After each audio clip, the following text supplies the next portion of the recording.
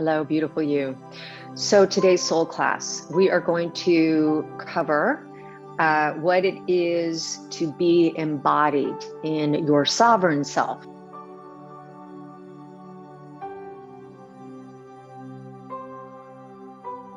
Now, I've talked a little bit about the identity, and when our identity is in its proper seat, which is when it's in the seat of being of service to your soul, to your intuition, or to your ultimately most embodied essence.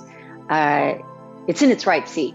And that is when you are in the capital S self, the sovereign self. And part of, in the depth of how my work has unfolded, or my play in the world, I like to refer to it as, that sovereign self I call the goddess. And the definition of goddess is a divinely informed sovereign self of the infinite field of possibilities here in feminine form. So you're a goddess, no matter where you think you are in that spectrum of goddesshood. You know, are you in more of a reactive state of consciousness? Are you more embodied in what people refer to as mindful, or what I refer to as restful, a restful, aware state of consciousness? Or are you more, actually have done so much work that you are actually more in the intuitive or creative? And by work, I don't mean like slogging it along, but I mean the work to unfold and kind of fractal into who you really are, like peeling the onion back of who you really are, which, as you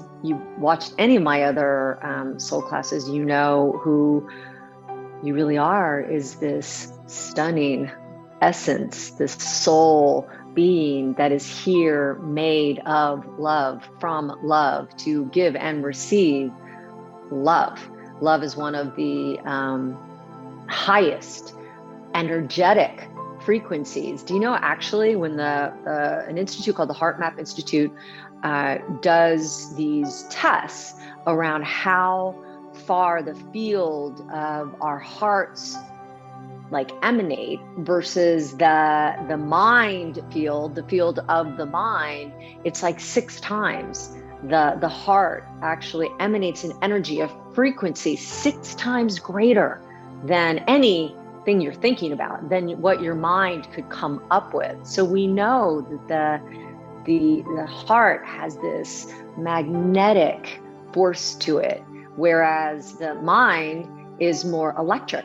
So the magnetism that you are to pull towards you that which you are heartfully, soulfully desired, has been tested. And that research shows that when you are living in your heart, you are of the most magnetic, highest frequency.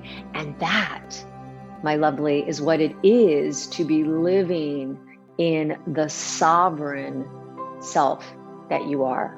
That's who she is. That's who she is in you, is your sovereignty. Your, some people will say to me, "Oh, you're so confident." I'm like, not so much. Like, if you ask my mind, I'm not confident at all. I'm not confident at all. What I am is when I step into and remember, because I've done a lot of what I call play, not work, to come home to this remembrance. I'm just in the seat of my sovereign.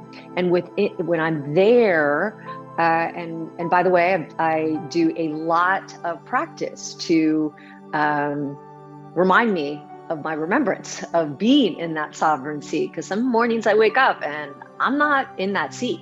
So I have to actually do the almost a lot of times physical reminding of breath work and yoga and asana or conscious movement, and simply being in meditation to return into the heart field that I am, to get out of my head, because that's where I've been trained. It's where we all have been trained. We've all been conditioned to revere kind of how, how he or she who wins is the most heady.